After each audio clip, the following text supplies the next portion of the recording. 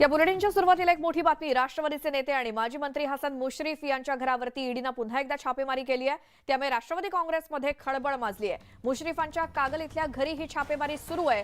पहाटेच ईडीचे 4 ते 5 अधिकारी मुश्रीफांच्या घरी पोहोचले आणि सकाळपासूनच मुश्रीफ यांच्या घरातील कागदपत्रांची तपासणी त्यांनी सुरू केली आहे। घराभोवती सुरक्षा जवानांचा मोठा बंदोबस्त ठेवण्यात आलाय। मुश्रीफ यांच्यावरती 100 कोटींच्या घोटाळ्याचा आरोप आहे आणि त्यामुळेच मुश्रीफ यांच्या घरावरती छापेमारी करण्यात आल्याचं सांगितलं जातंय।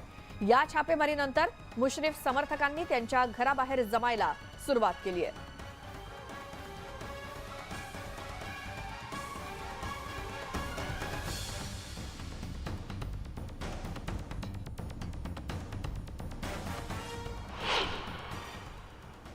जनतेला उत्तर द्यायला आता जागा नाही, म्हणून विरोधकांवर या पद्धतीच्या कारवाया करायच्या आणि एक प्रकारे विषयाला डायव्हर्ट करायचा हा जो प्रकार भाजपने चालू केलेला आहे, हा खऱ्या अर्थानं लोकशाहीला घातक अशी व्यवस्था निर्माण करण्याचं भाजप प्रयत्न करते आहे। खोटे आरोप करून विरोधकांना दाबण्याचा जो प्रयत्न केला जातो आहे आणि हेच एक प्रकारचं लोकशाही व्यवस्था संपवण्याचं काम केंद्रातल्या मोदीच्या सरकारच्या माध्यमातून देशात होते आहे, असं चित्र आपण पाहतोय।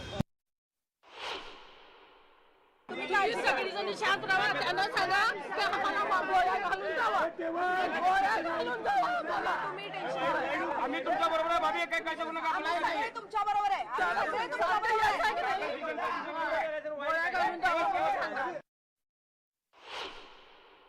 त्यांच्या डोळ्यातले अश्रू तरी या लोकांनी बघावे। माणसं आहेत की जनावर, म्हणजे आम्हाला हेच कळत नाही।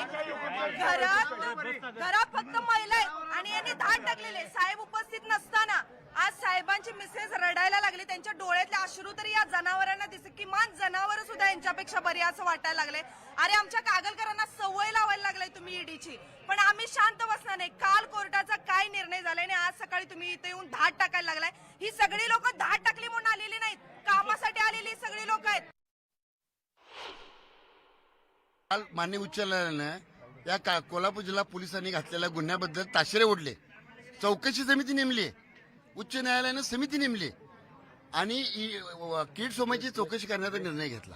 म्हणजे चाललंय काय, सारखं यायचं तपासायचं आणि कारण नसताना बदनाम। हे बदनामीचं काय, मुश्रीफ साहेब गोरगरिबांचा नाही, सामान्य माणसांचा आहे। आज जी माणसं आलेत नाही तर त्यांना अजून माहित नाही गावात तालुक्यात, आता कळेल ही कामासाठी आलेली माणसं आहेत साहेबांच्याकडे, कामासाठी रोज येणारी।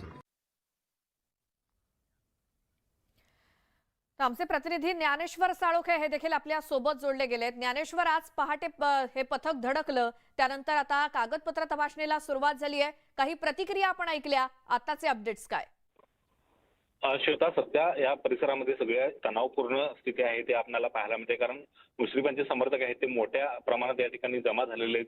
अगदी मुश्रीफांच्या गटाकडून दावा केला जात असला ही सगळी कामासाठी आलेले माणसं, तरी या ठिकाणी पाहायला गेलं तर इथून मागच्या छाप्याच्या वेळी मोठ्या प्रमाणात आहे ते समर्थक जमा झाले होते आणि तशाच पद्धतीनं हे सगळे समर्थक या ठिकाणी जमा झाल्याचं पाहायला मिळते आणि काही काळ या ठिकाणी धक्काबुक्कीचं वातावरण सुद्धा पाहायला मिळालं। पोलीस आहेत ते या ठिकाणी सध्या तैनात झालेले आहेत, कडक बंदोबस्त सुरू आहे आणि या कडक बंदोबस्तामध्ये ही सगळी छापेमारी या ठिकाणी आपल्याला दिसून येते। खरं तर हसन मुश्रीफ यांना जे आहे ते काल उच्च न्यायालयाने दिलासा दिला असला तरी त्यांच्या मुलांची सुद्धा नावे या सगळ्या ईडीच्या प्रकरणामध्ये चौकशी मध्ये आहेत आणि त्यामुळे मुश्रीफांच्या मुलांना कोणत्याही पद्धतीचा दिलासा दिलेला नाही आणि त्या अनुषंगाने ही छापेमारी आहे ती म्हणता येईल। एकूणच या ठिकाणी पाहायला गेलं तर मनी लॉन्ड्रिंगचा जो आरोप आहे तो हसन मुश्रीफ यांच्यावरती आहे। याशिवाय मुरगुड पोलीस ठाण्यामध्ये सुद्धा त्यांच्यावरती एक गुन्हा दाखल झालेला आहे, कारण कारखाना उभारण्यासाठी 40,000 शेतकऱ्यांच्याकडून सुमारे 40 कोटी रुपये आहेत ते हसन मुश्रीफ यांनी गोळा केले होते। ते पैसे कुठे गेले याचा शोध आहे तो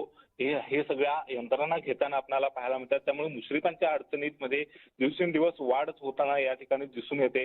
मुश्रीफ यांना पुन्हा एकदा मी सांगतो की त्यांना दिलासा दिला असला तरी त्यांच्या मुलांना मात्र दिलासा दिलेला नाही आणि एकूणच या कारखान्याच्या सगळ्या प्रकरणामध्ये त्यांच्या मुलांची, जावयांची, सगळ्यांची नावं आहेत आणि त्यामुळे या ठिकाणी हसन मुश्रीफ यांच्या अडचणी सध्या वाढण्याची शक्यता आहे आणि त्या अनुषंगाने ईडीचं पथक आहे ते दाखल झाल्याची सूत्रांची माहिती आपल्याला मिळते। मात्र एकूणच ह्या पथकाच्या हाती आता पुन्हा एकदा काय लागतंय हे पाहणं महत्वाचं असणार आहे, कारण तिसऱ्यांदा त्यांच्या घराची झाडाझडती आहे ते हे सगळे पथक घेताना पाहायला मिळते. त्यामुळे तिसऱ्या वेळी या एकूणच पथकाला हाती काय लागतं का किंवा हे पथक कुणाला ताब्यात घेऊन पुढची कारवाई करतं का ते सुद्धा पाहणं आता महत्वाचं असणार आहे. बिलकुल ज्ञानेश्वर, आणि सगळ्या घडामोडींकडे तुमचं असंच लक्ष राहू दे.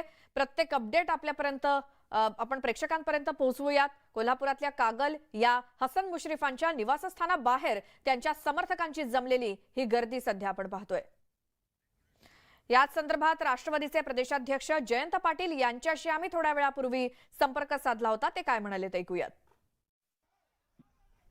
IT, ED सगळ्या एजन्सी एका व्यक्तीच्या विरोधात सातत्याने पाठवणे, त्यांना एकदा नाही तर अनेक वेळा घरावर धाडी टाकणे आणि प्रत्येक अशा राजकीय विरोधी माणसाला नामोरम करण्याचा प्रयत्न करणं हे अत्यंत निषेधार्ह आहे, धक्कादायक आहे. अशा पद्धतीने पूर्वी कधीही अनुभव आलेला नव्हता.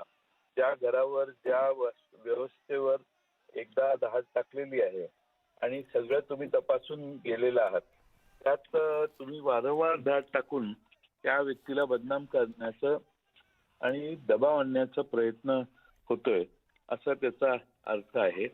आणि त्यामुळं लोकांनाही आता या बाबतीत लक्षात आलेलं आहे की निरपराध कोणताही चूक नसताना त्या माणसाच्या मागे धाडी लावायच्या, त्याच्यावर सातत्याने त्याला टॉर्चर करायचं. काल आता हायकोर्टाने देखील त्यांना दिलासा देताना जे वक्तव्य केलेलं आहे ते जर पाहिलं तर या देशात काय चाललेलं आहे हे पुन्हा एकदा लोकांच्या समोर नजरेत येत आहे. लोक फार समजूतदार असतात. लोकांनाही कळतं काय चाललंय, कोण कशाचा गैरवापर करताय.